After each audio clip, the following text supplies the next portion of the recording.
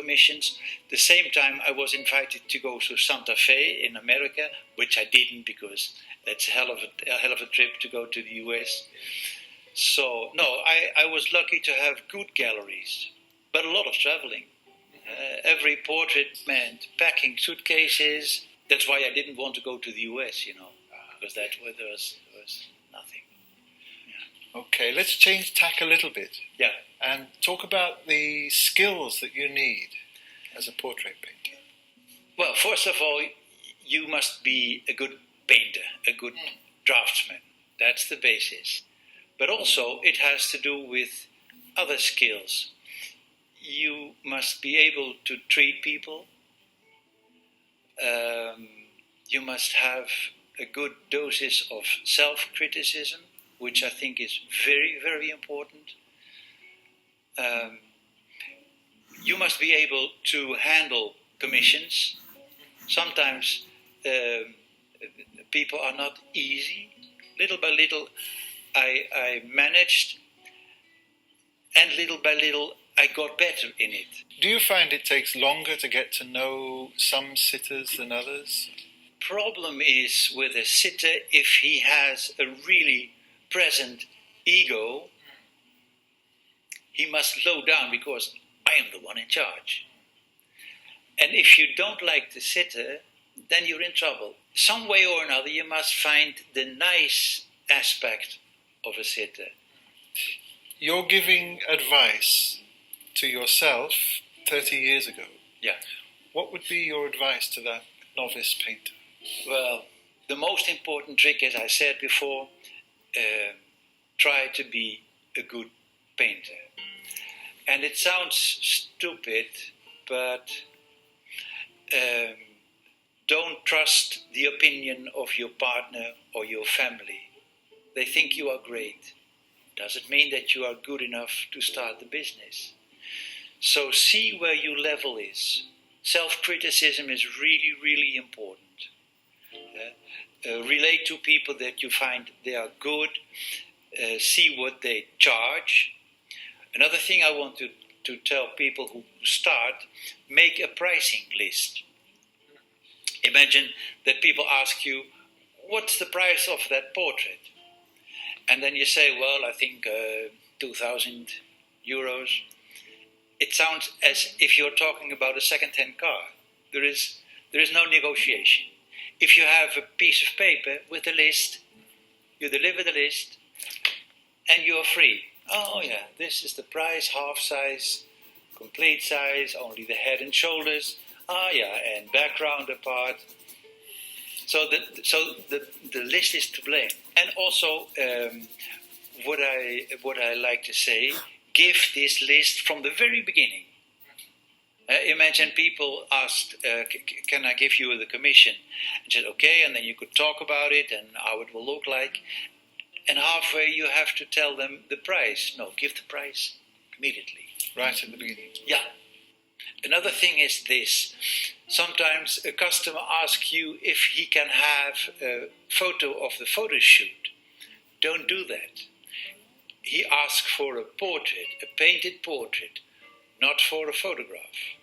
There's always a risk that in the end they compare the picture with the painting and say, well, is the nose well? Protect yourself, don't do that. After finishing the portrait, I sent the customer a picture of the portrait by email. And that's an important thing to know, because if for the first time the customer sees his portrait, he says, oh, is it me?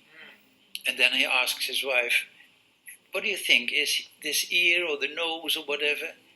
If you are present for the first time and you give the client his portrait, he is not free to talk because he doesn't want to harm you. So I sent by email the image, and well, I hear from them if they're happy with it. And with the actual delivery, the painting looks better than on the email.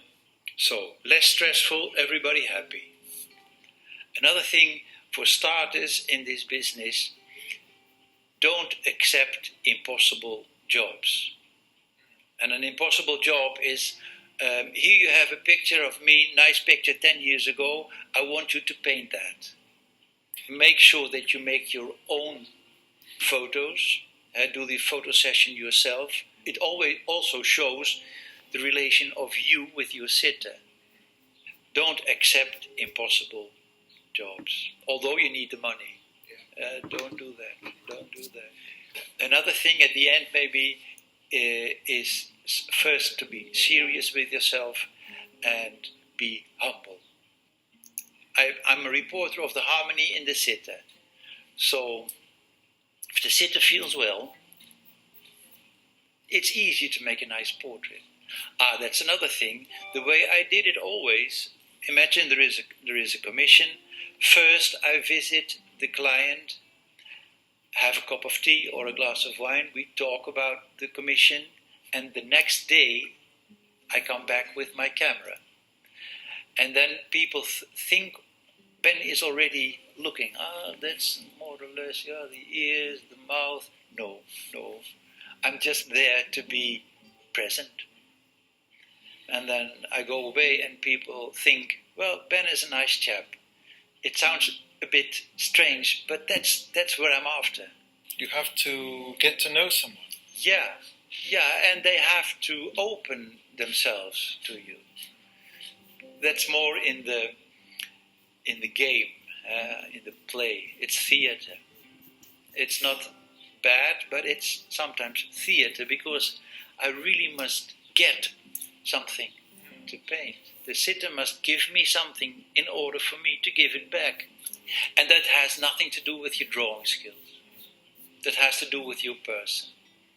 Be critical with yourself. Make the best you can. And if you make the best you can, you're more happy and the sitter is happy and the world gets happier.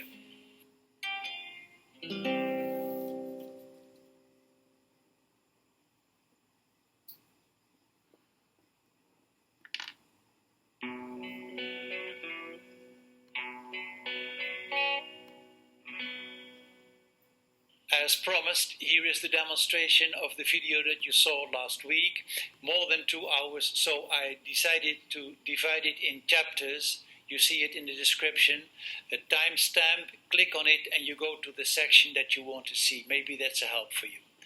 Also, this time I want to say thank you to my cousin Will Sophie. Exclusively for me, he composed and played this beautiful music that's a big help for me. You can imagine how grateful I am. Let's go quickly to the demonstration.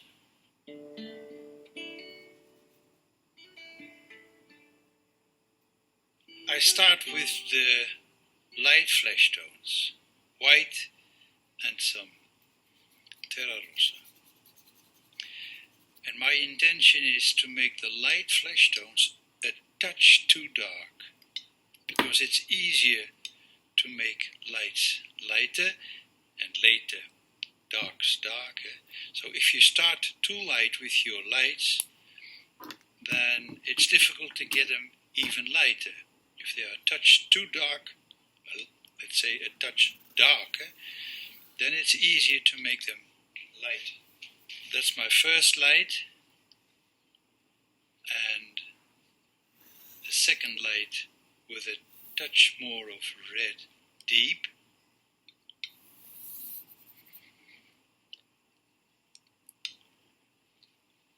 For the cheeks,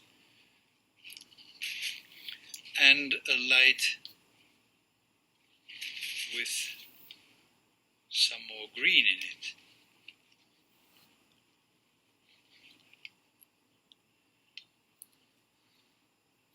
Must be dark enough once again. But I have to make first a lighter green, and you've seen this before. Brilliant green with a touch of